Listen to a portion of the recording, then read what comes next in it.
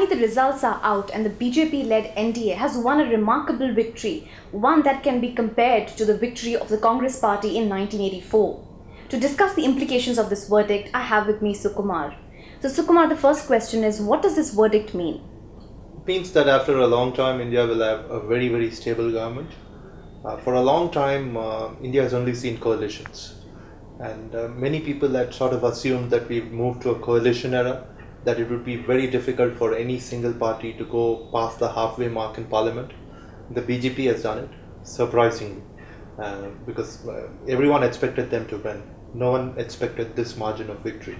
And this, a government which is a single party government, or even if it's a coalition where a single party has a simple majority in parliament, will behave very, very differently from a coalition where the lead constituent is dependent on smaller allies.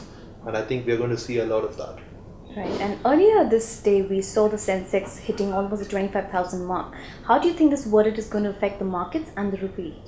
Well, the markets came down a little bit in the second half of the day, primarily because everyone booked profits. They would have been foolish not to.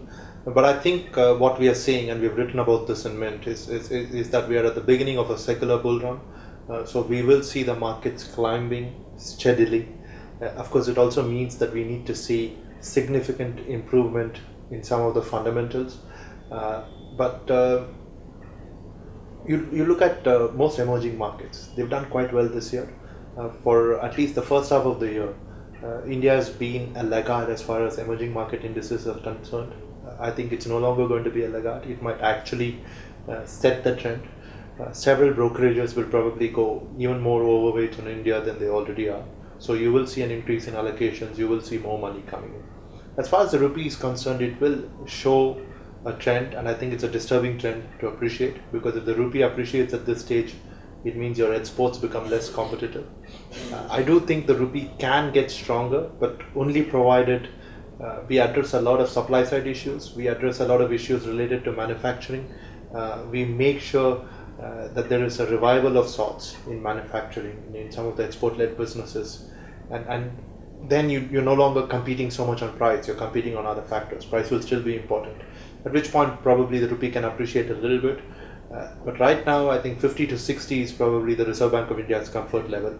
And I think the bank has enough firepower to sort of make sure that it doesn't go below that. Right.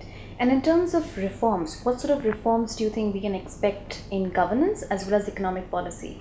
I think you'll see two broad kinds of changes that are happening. The first one will be administrative. I think the speed of decision making will be much faster. You have a leader who, at least at this point in time, it's too early to see how Narendra Modi will function as the Prime Minister, but he does seem to have a lot of certitude. If you look at how he's functioned as the Chief Minister of Gujarat, he's functioned with a lot of certitude. If he brings that quality to the Prime Minister's office, I think it will mean faster decisions, more decisive action by the government. The second thing is you look at the government, it's the NDA government, a strong BJP-led NDA government, and you look back at the period between 1999 and 2004, it was a very reformist government.